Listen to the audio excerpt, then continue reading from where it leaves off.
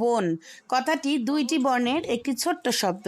এই ছোট্ট শব্দে মিশে আছে অনেক মায়া মমতা আর ভালোবাসা। এই বোন নামের মানুষটা যার জীবনে নেই সে বোঝে এর গুরুত্ব কতটা।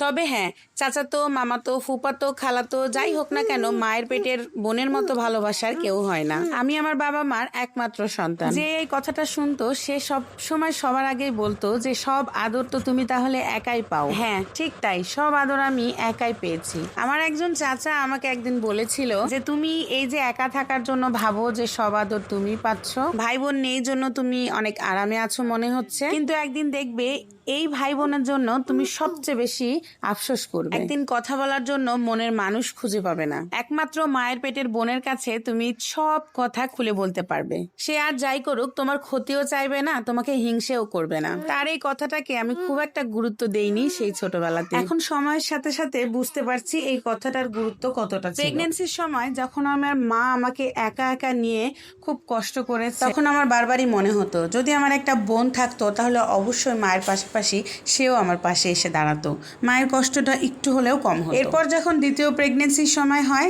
সি সেকশনের সময় আমার বড় ছেলেটাই মাত্র 2 বছরের বাচ্চা, তাকে সামলানো, ছোট্ট বাচ্চাটাকে সামলানো এবং আমাকে সামলানো, বাসায় রান্না বাড়া করা, কাপড় ধোয়া, এগুলো নিয়ে মা প্রায় হিমশিম খেয়ে যেত। এটা তো গেল একটা ব্যাপার। মাঝে মাঝে মনের ভেতর এমন একটা অনুভূতি কাজ করে, মনে হয় মনের কথাগুলো যদি কাউকে একটু খুলে বলতে পারতাম হয়তো অনেকটা হালকা হতাম। মায়ের চেয়ে মাসির দরদের জায়গাটা আমার খুব দরকার ছিল, খুব প্রয়োজন ছিল যদি মায়ের চেয়ে মাসিটা একটু দরদ করতো বা মাসিটা থাকতো। ছোটবেলায় যখন খুব একাকিত্ব বোধ করতাম তখন আমার এক কাজিনকে আমি আমার কাছে নিয়ে এসে রেখেছিলাম। সে এখন আমার বর্তমানে অন্য এক কাজিনের ওয়াইফ, মানে আমার ভাবি, কিন্তু সে না আর আমার বোন নেই, সে এখন সম্পূর্ণই আমার ভাবি হয়েছে।